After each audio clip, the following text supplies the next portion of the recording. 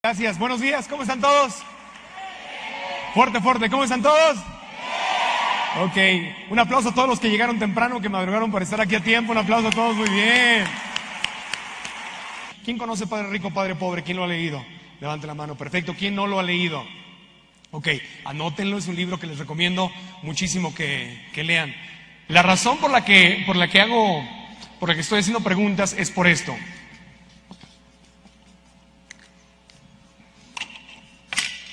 Wow, wow, así lo hago siempre.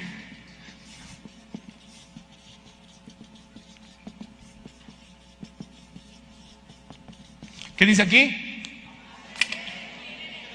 Exactamente, aprender requiere energía. ¿Qué dice aquí? Más o menos, ¿qué dice aquí? Aprender requiere energía, exactamente. Y si yo no les hago preguntas y no les pido que me contesten y no les pido que se volteen, al ratito lo voy a hacer con el de junte, que le den un high five y que le digan, ah, mira, ya aprendí algo, y se muevan un poquito, se me quedan dormidos. ¿Está claro? Entonces no venimos aquí a quedarnos dormidos, ¿o sí? O sea, no quiero que sea como que cuando van a la iglesia el domingo y están, los apóstoles, te alabamos, Señor. Entonces, ¿qué dijo? ¿No? Entonces, no queremos eso, queremos que estén despiertos. Entonces, ¿están despiertos, sí o no? Sí. Ok, entonces, cuando conocí a Robert Kiyosaki, yo le dije a Robert, dije, yo estoy muy confundido. Dije, porque yo no tuve un papá rico y un papá pobre. El libro, levante la mano, ¿quiénes no lo han leído? Levante la mano. Ok, para los que no lo han leído, Padre Rico, Padre Pobre es la historia de Robert Kiyosaki, que nació en Hawái, es de ascendencia japonesa, no es japonés, es americano, pero nació en Hawái, y él tenía un papá pobre que fue su papá, sanguíneo. Su papá era maestro de escuela, era un hombre brillante, trabajador, trabajó para el gobierno toda su vida, pero murió pobre. ¿Por qué? Porque nunca tuvo educación financiera. Y el papá rico era el papá de su mejor amigo, que era un empresario, era dueño de negocios, llegó a ser dueño de algunos de los hoteles más lujosos que hay en Hawái. Y el papá de su mejor amigo, y él le decía, no trabajes por el dinero, aprende a ser dueño de negocios, aprende que el dinero trabaje para ti. Ese era el papá rico. Y el papá pobre le decía, ve a la escuela, saca buenas calificaciones, consigue un trabajo seguro, ahorra y retírate. Entonces él creció con esas dos filosofías. Entonces por eso Robert Kiyosaki acabó siendo una mezcla de los dos. Acabó siendo maestro como su papá pobre, pero maestro de educación financiera como su papá rico. ¿Ok? Entonces yo le decía a Robert Kiyosaki, yo no tuve un papá rico y un papá pobre, pero yo nací en la frontera entre un país rico y un país pobre. Yo nací en Tijuana, Baja California. ¿Quién ha estado en Tijuana? Levante la mano. ¿Quién no ha estado en Tijuana? ¿Quién lo ha visto en la tele? ¿Quién lo ha visto en la... ¿Ya qué? ¿Ya te cansaste? ¿No? Bueno, cuando naces en una ciudad como Tijuana, yo nací a una cuadra de Estados Unidos, literalmente a una cuadra estaba el Bordo y allí estaba Estados Unidos. Entonces creces en una ciudad pobre, en un país pobre, pegado no solamente a un país rico, sino a San Diego, que es una de las ciudades más ricas del mundo entero. La economía de California es una de las economías más ricas por sí solas del mundo entero. Entonces el contraste entre vivir en Tijuana y San Diego es muy grande. Creces cruzando de un país rico a un país pobre. Pero yo le decía a Robert Kiyosaki, no entiendo algo. México es el país pobre, pero México tiene oro, tiene petróleo, tiene plata, tiene playas, tiene gastronomía, tiene talento, tiene historia, tiene todo. México no debería ser el país rico porque Estados Unidos no tiene nada de eso. Sin embargo, ellos son financieramente ricos y nosotros somos financieramente pobres. Y me dice Robert Kiyosaki, es que es muy sencillo, Marco, porque el dinero no se crea con base en los recursos que tienes. El dinero se crea en la mente. El problema está en lo que tienes entre tu oreja izquierda y tu oreja derecha. ¿En dónde está el problema? Entre la oreja izquierda, háganlo todos, díganlo. Entre mi oreja izquierda y mi oreja derecha. Exactamente. Y me dijo, porque cada persona, cada ser humano tiene una forma de pensar diferente, tiene un contexto diferente. ¿Tiene un qué? Un contexto diferente. Entonces, si yo tengo, por ejemplo, un vaso y el vaso está lleno de agua, obviamente el agua es el contenido. ¿Qué es el agua? El contenido. ¿Y el contexto entonces cuál será? El vaso. Exactamente, el vaso es el contexto. Repitan esa palabra, ¿es el qué? El contexto. Y el contexto no es otra cosa más que tu forma de... ¿Tu forma de qué?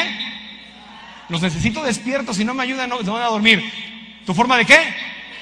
Tu forma de pensar, exactamente. Entonces lo que sucede es algo. Si yo tengo una forma de pensar chiquita, un contexto chiquito, ¿verdad? Comparado con un contexto más grande. Y de repente digamos que el agua es el dinero, porque la gente piensa en el contenido. Dice que la gente, quiero tener dinero, quiero tener dinero, quiero tener dinero, quiero dejar de sufrir por el dinero. Y estás pensando en el dinero, es el contenido. Y nunca piensan en el contexto. Entonces el problema es que, aunque haya mucho dinero, si tú tienes una forma de pensar chiquita, si tu educación es muy pequeña, va a caer el dinero y después de que caiga, ¿qué va a pasar? ¿Qué va a pasar? Se va a llenar, y si le sigo echando dinero, ¿qué va a pasar? Se va a derramar. Entonces, si tengo un contexto chiquito, ¿puedo tener el dinero? No, no puedo tenerlo, porque mi forma de pensar me limita de tener el dinero. Entonces mucha gente dice, en este momento la gente está diciendo, es que no hay dinero, es que estamos en una crisis. Por cierto, una crisis mundial, no es una crisis de México, estamos todos claros en eso, ¿verdad? Ok, la gente dice, no hay dinero. Y yo les pregunto, ¿de verdad no hay dinero? Nunca en la historia de la humanidad los gobiernos del mundo habían producido tanto dinero, porque el dinero lo hace el gobierno, lo imprime, lo imprime, lo imprime, lo imprime. El gobierno de Estados Unidos nunca había impreso tantos billetes. Hay mucho dinero. Que tú no tengas el dinero es otro problema, ¿no? Portate con el de junto y dile, ese es mi problema. Dile al de junto que no conozca, dile, ese es mi problema, ¿ok? Pero entonces Robert Kiyosaki me dijo, yo te puedo enseñar a predecir el futuro financiero de los demás con tan solo hacerles algunas preguntas. Porque tú puedes, así se llama la conferencia. ¿Cómo se llama esta conferencia? ¿Se acuerdan qué decía la conferencia? ¿Cómo predecir tu futuro financiero? ¿Verdad? Entonces levante la mano, ¿a cuántos de ustedes les gustaría aprender a predecir su futuro financiero? Ok, perfecto. ¿A cuántos les gustaría poder predecir también el futuro financiero de los demás? Ser como el Walter Mercado de las finanzas. Entonces lo vamos a aprender a predecir. Miren, es muy sencillo. El contexto, vamos a hablar de esta palabra mucho. ¿Cómo se llama? ¿Otra vez? Contexto. El contexto de la gente pobre, de la clase media y de los ricos es totalmente diferente. Y hoy vamos a aprender a ver eso. Ahora les quiero decir algo, ni se enojen ni se asusten, porque la forma de pensar que tenemos, ¿la creamos nosotros o quién la creó? ¿Seguros? Cuando estabas chiquito, ¿tú decidiste cómo ibas a pensar? ¿Quién te enseñó a pensar? Tus papás. ¿Y a ellos quién les enseñó a pensar? Sus papás. Y además de tus papás y tus abuelitos, y te lo enseñan con todo el amor del mundo. Y no estoy diciendo que te lo dicen con ganas de fregarte, no. Te lo enseñan con todo el amor. Pero si ellos les enseñaron lo mismo, lo único que hacen es repetir como periquitos, ¿verdad? ¿Quién más te enseña a pensar? Los maestros. ¿Y a ellos quién les enseñó a pensar? Otros maestros y otros papás. Tampoco es culpa de ellos, ¿verdad? Se va repitiendo. ¿Quién más te enseña a pensar? Los medios de comunicación, la radio y la televisión, que solamente tiene a gente que está educada igual que tú, que está repitiendo lo que aprendieron. ¿Quién más te enseña a pensar? ¿Quién? La iglesia, exactamente. Según la religión que tengas, también te enseñan a pensar. Tu entorno te enseña a pensar. Todo lo que está a tu alrededor te enseña a pensar. Entonces, si ven algo que les molesta y les irrita, qué bueno. Esas son buenas noticias. Porque la buena noticia, ¿cuál será? Que puedo cambiar. Cuando yo decido, lo primero que tengo que hacer es observar algo, es decir, a ver, voy a ver cómo pienso.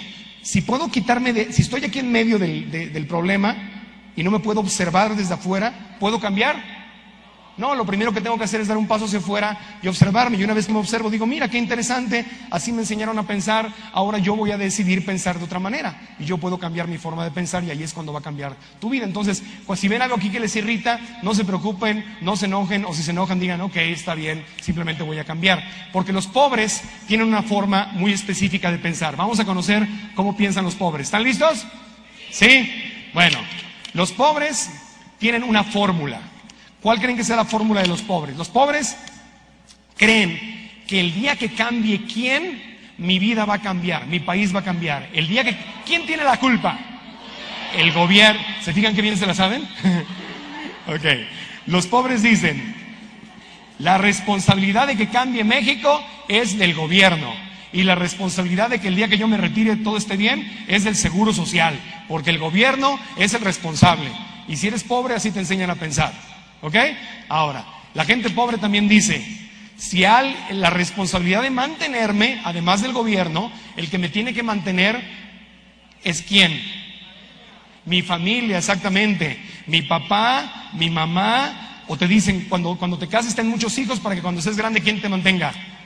Tus hijos. O te dicen, mijita, lo mismo te cuesta enamorarte de un pobre que de un rico. Cásate, es buen partido para que él para que te mantenga y me mantenga a mí también, de paso. ¿No? ¿Tampoco no? Bueno, y la gente pobre también dice, bueno, la familia, y luego como pensamos así, entonces si a alguien le va bien en la familia, ¿qué es lo primero que empieza a pasar con esa persona? Si empiezas a ganar buen dinero, ¿qué hace la familia? Te piden prestado, exactamente. ¿A quién le han pedido prestado dinero? Levante la mano. Ok. ¿A quién le han pagado? Levante la mano. Y cuando le cobras a tu familia, ¿qué hacen? ¿Te pagan? Se enojan, exactamente. Ay, ya te cambié el dinero. Tú y tu maldito dinero. Pero, ¿saben por qué se enojan? Porque están entrenados mentalmente a que es tu obligación mantenerlos, porque esa es la forma de pensar de los pobres. Y si a ti te han pedido prestado, si tú has pedido prestado y no has pagado y te has enojado, es porque te han enseñado a pensar así. La otra fórmula de los pobres es, sale la Tesorito, ¿no? En la televisión, ahí dice, ahora vas a ver, mijito, le vamos a rezar a la Virgencita para que nos ganemos la lotería, exactamente, ¿no? No estoy diciendo que jugar a la lotería sea malo. Si lo haces por diversión, si lo haces por lo que es un juego y si me gano la lotería a todo dar, es una cosa. Pero si tú estás visualizando que la única forma de tener la casa que quieres, el carro que quieres, la vida que quieres, los viajes que quieres, todo lo que quieres, es el día que te ganes la lotería, entonces estás en la mentalidad ¿de quién? De un pobre. Entonces, esta es la mentalidad de los pobres. El gobierno tiene que cambiar el país, mi familia me va a mantener y ojalá Diosito que un día me gane la lotería. Ahora, ¿esta fórmula normalmente funciona? No. Qué triste, ¿verdad? Voltéense con el de junto y díganle pobre, pobre. Bueno, ahora. Y luego salen los comerciales en la tele y sale un tipo por ahí, si yo hubiera ganado el país estaría diferente. Está bien. Pobre. Pero hay gente que se lo cree. Hay gente que se lo cree, que dice, ese es el problema. Salvemos a México, ese es el problema. Tú cambia. Yo no tengo que cambiar, tu gobierno cambia, yo no. A mí avísenme cuando México cambie para que yo cambie también, ¿no? Yo aquí me espero sentado. Bueno, entonces, la clase media tiene otra fórmula. ¿Quieren saber cómo piensa la clase media? La clase media piensa como el papá pobre de Robert Kiyosaki le decía que tenía que hacer. Lo primero que tienes que hacer es ir ¿a dónde? A la escuela. Y en la escuela vas a sacar, el objetivo es que saques buenas calificaciones, y si así lo haces, la promesa es que vas a conseguir ¿qué? Un buen trabajo o un trabajo seguro, ¿no? La palabra favorita de la clase media es seguro, un trabajo seguro. Y luego te dicen, con el dinero que ganes, pues dice, vas a ganar muy buen dinero en el trabajo. Pero bueno, vas a ganarlo. Dice, y con lo que salga de ahí, lo primero que tienes que hacer es ¿qué? Ahorrarlo, exactamente, ahorrarlo. Ok, entonces vamos a analizar esta fórmula. De entrada les pregunto, ¿esta forma de pensar está un poquito mejor que esta? Sí, claro, pero vamos a analizarla. ¿La escuela es importante? Súper importante, inmensamente importante, ¿ok? Pero la escuela tiene un problema. El problema de la escuela, no de los maestros, no del sistema escolar, no de México, del mundo entero. ¿De dónde es el problema? Del mundo entero, es que el sistema escolar está incompleto. En la escuela te enseñan algo muy importante que se llama educación académica. ¿Cómo se llama?